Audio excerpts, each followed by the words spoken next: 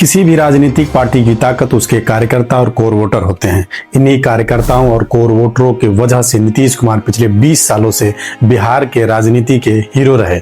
2014 में जब बीजेपी लहराई और पूरे भारत में बीजेपी का परचम लहराया, तब भी बिहार में कभी भी पूर्ण बहुमत से बीजेपी अपनी सरकार नहीं बना पाई। इसके कारण रहे नीतीश कुमार।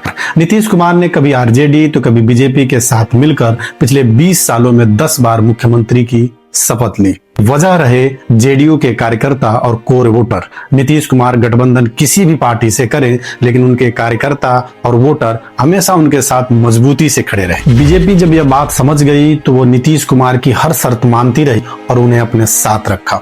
अगस्त 2022 में नीतीश कुमार ने फिर पलटी मारी और आरजेडी के साथ जाकर गठबंधन किए और फिर मुख्यमंत्री बने। नीतीश कुमार ने ही एनडीए के खिलाफ सभी विपक्षी दल के नेताओं को एकजुट किया और इंडिया गठबंधन बनाने में अहम भूमिका निभाई। लेकिन असली खेल शुरू होता है 2024 लोकसभा चुनाव के ठीक पहले।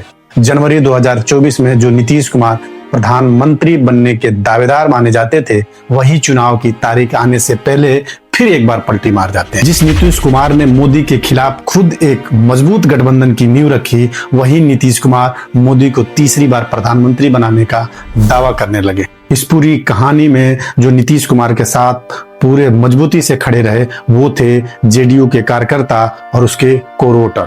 और फिर हुआ वही जो नीतीश कुमार चाहते थे। एक बार फिर नरेंद्र मोदी प्रधानमंत्री बने और बिहार में सबसे ज्यादा सीटें एनडीए ने जीती। यहाँ तक तो सब ठीक था। 2025 में बिहार विधानसभा चुनाव आया और एनडीए ने फिर जीत हासिल की, लेकिन इस बार कहानी अलग थी। जिस बीजेपी ने जेडीयू से गठबंधन कर अपनी पहचान बनाई थी, वही बीजेपी इस बार बिहार विधानसभा चुनाव में सबसे बड़ी पार्टी बनकर उभरी। यहीं से सबसे बड़ी कहानी की शुरुआत होती है। सबको पता था कि नीतीश कुमार मुख्यमंत्री तो बनेंगे, लेकिन कितने समय तक ये किसी को नहीं पता था। 20 नवंबर 2025 को नीतीश कुमार शपथ लेते हैं और 5 मार्च 2026 को इस्तीफा दे देते हैं। यानी ठीक 105 दिनों के बाद उनके सोशल मीडिया अकाउंट से जो पोस्ट किए गए, वो बहुत ही सूझबूझ के साथ किया गया था और उस पोस्ट की स्क्रिप्ट बहुत तैयारी के साथ लिखी गई थी, खास करके जेडीयू के कार्यकर्ता और उनके कोर वोटरों को ध्यान में रखते हुए। लेकिन इस बार कहानी बिल्कुल अलग है। जो कार्यकर्ता और वोटर नीतीश कुमार के हर फैसले के साथ खड़े रहते थे, वो आज बगावत के मूड में है। उनको समझ आ गया है कि बीजेपी अकेले दम पर तो बिहार में अपना मुख्यमंत्री नहीं बना पाई, तो उसने नीतीश कुमार के साथ ऐसा कौन सा खेल खेला कि उन्होंने खुद इस्तीफा दे दिया। यह बात जेडीयू के समर्थकों के समझ के परे है।